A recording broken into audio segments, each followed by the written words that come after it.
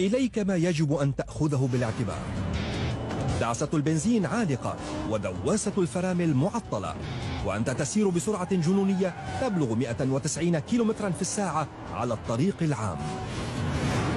هذا يشبه السقوط نحو الأرض بسرعة نهائية.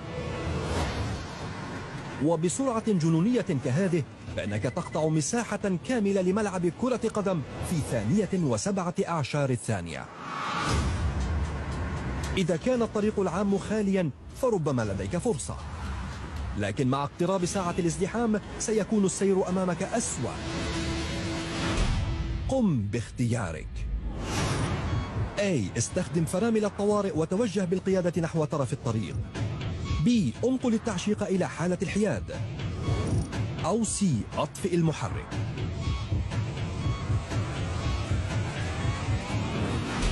إذن ماذا يمكن أن تفعل؟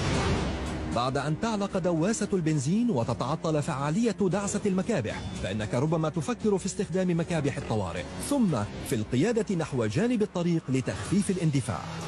إن استخدام مكابح الطوارئ عند السرعات العادية يمكن أن يتسبب بإقفال العجلات الخلفية وتعرض السائق للخطر، لكنك تقود بسرعة 175 كيلومترا في الساعة.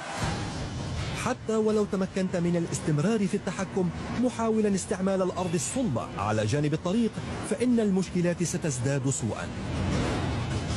ليس لدى سائقة هذه السيارة خيار سوى التوجه إلى طرف الطريق لتجنب السير.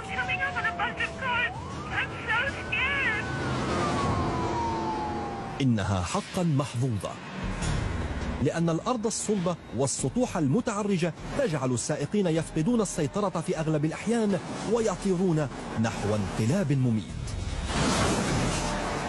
لذلك إذا اخترت استخدام مكابح الطوارئ والقيادة نحو طرف الطريق قد تكون قد ارتكبت غلطة مميتة.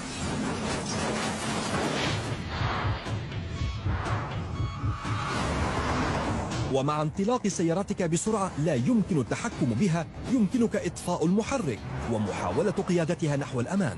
لكن هل هذا حقا أفضل خيار لديك؟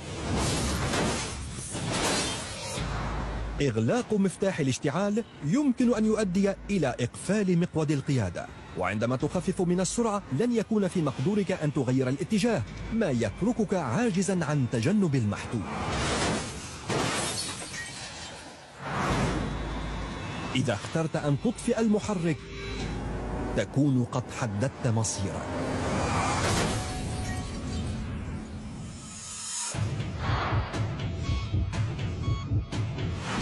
إذن ماذا يجب أن تفعل؟